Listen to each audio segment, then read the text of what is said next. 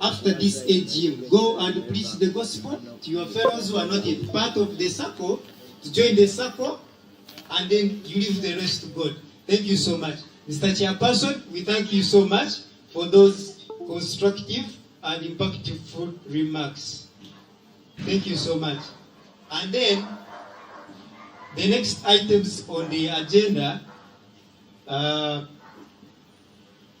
next item we have the supervisory committee report, and then after that we shall have presentation of audited financial statements, and then a session for reactions and questions arising from the reports that will be presented.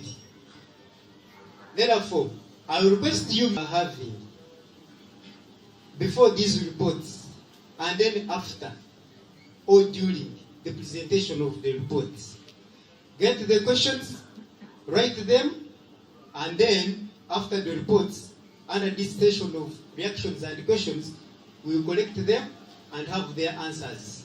Thank you so much. So I'll give you some 5 minutes as the DJ is giving us some music to enjoy. Those 5 minutes, use them to write down your questions, and then after, we shall come back with the supervisory committee report. I thank you so much. DJ.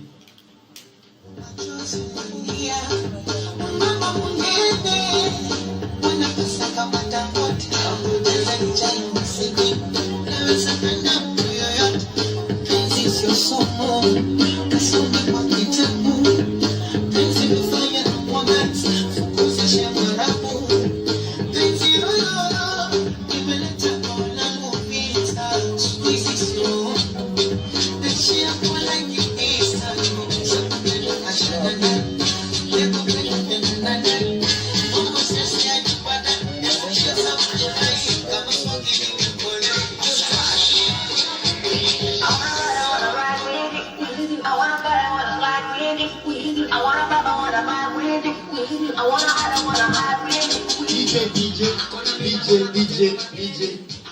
Thank you so much, members. For the interest of time, I've been guided that we proceed as per the program. Therefore, we shall have the supervisory committee report presented over by the chair for the supervisory committee. During the presentation of these reports, you come up with questions that will be answered when we reach the session of reactions and questions. I thank you so much. Thank you so much, MC. You are most welcome, everyone. Protocol has been observed. My name is Kagwa Ashraf. I'm the Secretary of the Supervisory Committee, and I'm going to present our report for the year ended December 2025. The Supervisory Committee does the work of overseeing the operations, procedures, and whatever is done by the SACCO to ensure that everything that is being done is according to the SOPs. The review is focused on evaluating the society's accounting systems, internal controls, and compliance with the established procedures. The observations outlined here are always intended to highlight the areas of weaknesses and recommend practical solutions that can strengthen the internal operations and controls. What you have observed over there is going to be ranked according to the level of risks they fall into. We have a risk level called high, moderate, and low. Here is a summary of the key findings for the whole year. In the whole year of supervising the SACCO, our lovely SACCO, we have observed that the SACCO depends on one loan product, which is the savings loan product for most of its income and lending portfolio. The risk with this is that it kind of creates high vulnerability and poor performance over time. And so after we observed that risk, we gave management and the board a recommendation, or we suggested that the SACCO should diversify the loan products, and of which that thing has already been, or is being already addressed as per the chairman's remarks. The high rate of defaulters has also been an observation. We found out that many members have been taking loans, but when they take loans, they default, which is not so good in the long run for the SACCO. The risk with this is that it may lead to liquidity challenges. Liquidity means the availability of money within the SACCO. When you take money and you don't bring it back, that means the rest of the people won't be able to get their monies. It also reduces the lending capacity of the SACCO because people are taking money and are not bringing it back. The recommendation for that we have been able to put out to the management and the board. We have encouraged the management to continue deducting the guarantors on a monthly basis. The people that guaranteed those that defaulted loans should be on a monthly basis deducted money to cover up for the loan that has been defaulted. So if you're going to guarantee for someone and you're not very sure if they are going to pay them the loan, the best solution to do is to leave. Or you can even tell management that you're going to give that person a loan, but they're not sure whether they're going to pay back. In one way or the other, it will save you as a guarantor. In the year, we have also observed that the SACCO has been able to bring out some key policies, the human resource policies in place, the financial policies in place, and it is working as per the procedures it's supposed to work on.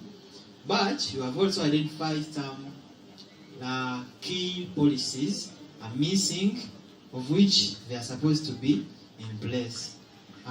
Some of them are mentioned here. The dividend policy. The dividend policy stipulates or tells the SACCO how they are supposed to share the money, which is called dividends at the end of the year. The savings policy, the investment policy, the liquidity management policy, and some other policies, as we are going to share with the auditor. The risk with this is that it may result into inconsistency decision making. For the members around, policies show us how to do things. So if some policies are not in place yet, that means that there will be inconsistencies in the decisions. But the management has agreed, and organizations are in place, programs in place, to see that such policies are put in place. By the end of the year, 2026, I think most of these will be in place. The second last observation is the limitation in the accounting system that is in place. The accounting system in place is called Fuko Plus. It has worked for the SACCO. That is why most of you are able to get your loans on time currently. But we have observed that it lacks some key accounting aspects as covered in the detailed report. Some of the notable ones include the aging loan analysis. The system is not able to give us a detailed one. And the risk that puts in place is that it limits the effective monitoring and decision making regarding loan performances. And we've recommended that the management should liaise with the developer to see that the gaps are covered, or at the extreme of it, a new developer should be put in place to give us a consistent and efficient accounting system. Lastly, over the year, we've observed that the SACCO had no records of remitting WHT, which is contrary to the section 128 of the income tax. But we have also been informed that over the year, the reason as to why that has occurred is that there has been no transactions that require the WHT to be filed. And so we have recommended that if, in case such supplies are made or such transactions are made that require a filing of WHT, returns should be filed to the URA, and the accompanying money should be paid in time to avoid penalties and interests. So in conclusion, it is worth noting that the report reflects compliance, partly reflects compliance with the laws that govern SACCOs. We've not been able to observe any alarming compliance issue within the year, so every member should feel safe with their money, because the SACCO is trying to do what it's supposed to do. One last thing we can say as the supervisor is that the SACCO is on a steady growth path, supported by the improved income figures that the auditor or the manager has already been able to put out. So overall, the SACCO is performing as per the procedures it's supposed to perform on. Thank you. Asante sana. From the report, I've noted that there are no compliance issues that have been noted. So I think it's important that we appreciate the management of our SACCO here. Asante sana. And from there, we shall head to the presentation of audited financial statements, and that's going to be presided over by our treasurer and the external auditors. Thank you. Thank you, MC. We are making some changes in our programming. But first of all, I would like to recognize the presence of our CFO, Mr. Babus.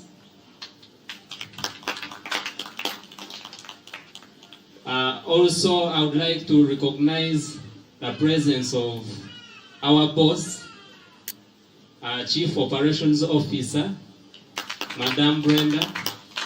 You're most welcome, Madam. Like I've said, we've made some changes, and at this time I'm handing over to the District Commercial Officer for further management.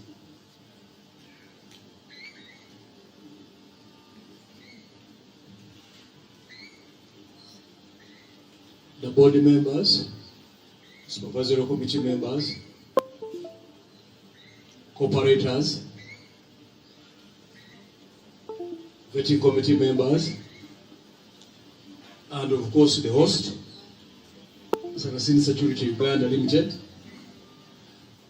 Good morning, ladies and gentlemen. Godfrey Mugenyi is my name. I work as officer in charge of cooperatives, KCCA Machingi. Allow me to thank the board members and all the cooperators for celebrating your 7th anniversary.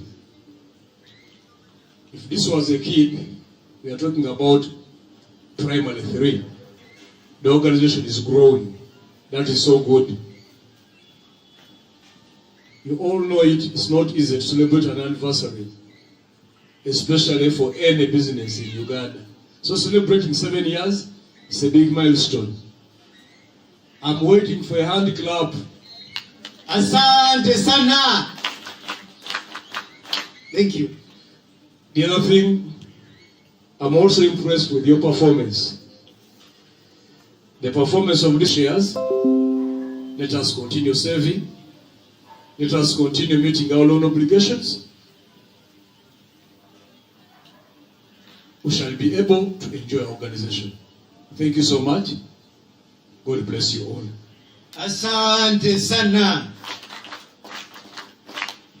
Thank you so much, Mr. Mugenyi from KCCA, for those insightful remarks.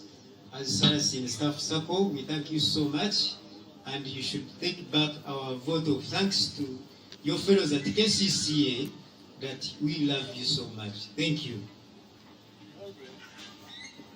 DJ, some music, please.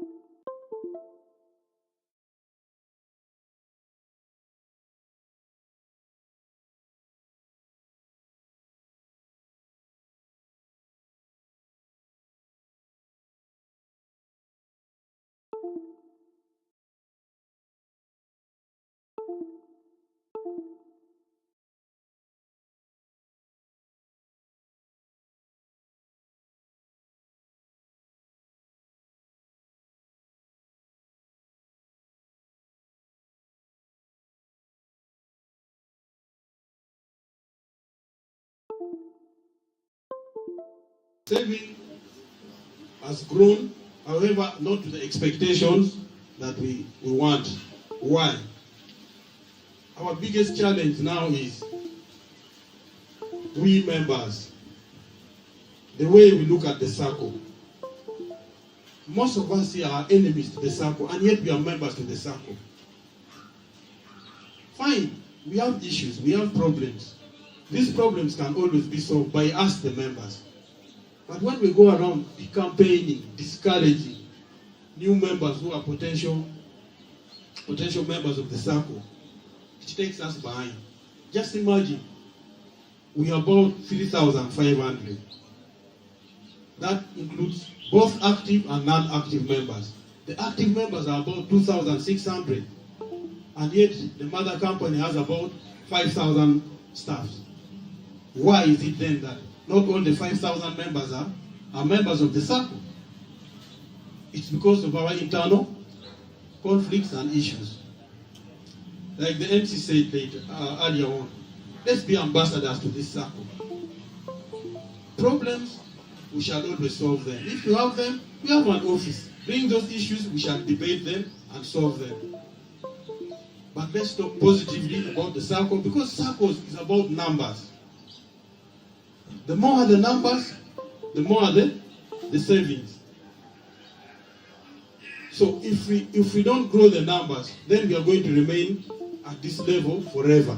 We are now 7 years old. Fine, the report shows that we are growing, but the speed at which we are growing is a snail pace.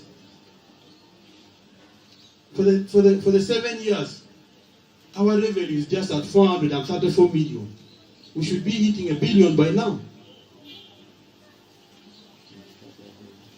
So, my biggest advice to you is, let's try our level best to be ambassador to the circle, to grow the numbers, so that we are big, both in number and also in terms of our collections. I would therefore, without wasting much time, I would like to invite the external auditors, JB Musisi, to come and give us the financial position of the circle. And please, let's give it attention and try our level best to, where we don't understand, we will ask. Because most times when we leave the AGM, people say, go ahead and post on our different platform groups questions that we have answered here. Some of them are even very misleading. So let's try and give it attention, and then we record down the questions that we intend to answer. Thank you so much. JB Musisi, you're most welcome. Asante sana. Thank you so much, our treasurer, for those insightful remarks.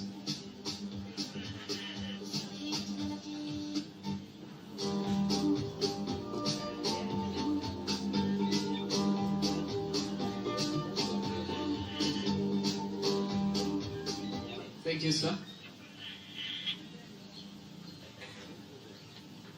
The guest of honor, the circle board and the other committees, and you, the cooperators. Good afternoon, ladies and gentlemen. My name is Andrew Kanyike. I'm here on behalf of JB Musisi and Associates, your external auditors. First and foremost, a lot has been said, so I'm just going to add on a little insight, then give you the opinion from the external auditors.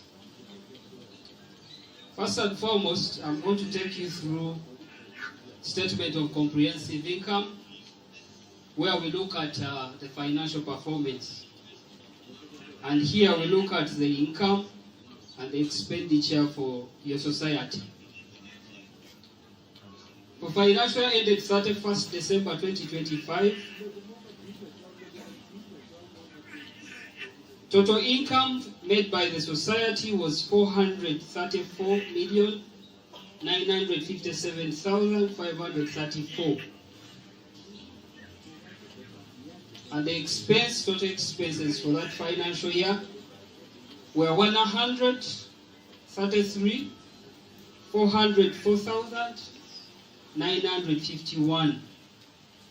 So when you do a comparison of the 400 million and the expenses of 100 million, you remain with a surplus of 284 million, 101,066.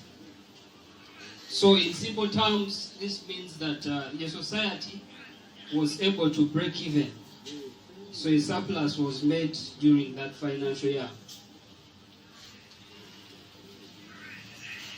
Now, after presenting the financial performance, allow me to take you through the financial position of the society. Here, we look at the strength of the society and the life, which you call going concern. Assets. Total current assets for financial year ended 31st December 2025 were worth 52,336,300 shillings. Those were non-current assets. When you talk about non-current assets, we mean assets with a life of more than 12 months, that's a year. And in this we have the motorcycle, the office block, and others. Another category of assets is the current assets. These are assets with a life of less than 12 months, that's less than a year. And the total current assets were 6,234,324,961 shillings, giving a total assets of 6,286,661,261 shillings. Another category we look at equity, which entails share capital, then the non-distributable reserves as directed by the Cooperative Societies Act. Total equity, which includes share capital, non-distributable reserves, and retained earnings, was 1,419,857,157 shillings. Current liabilities. Current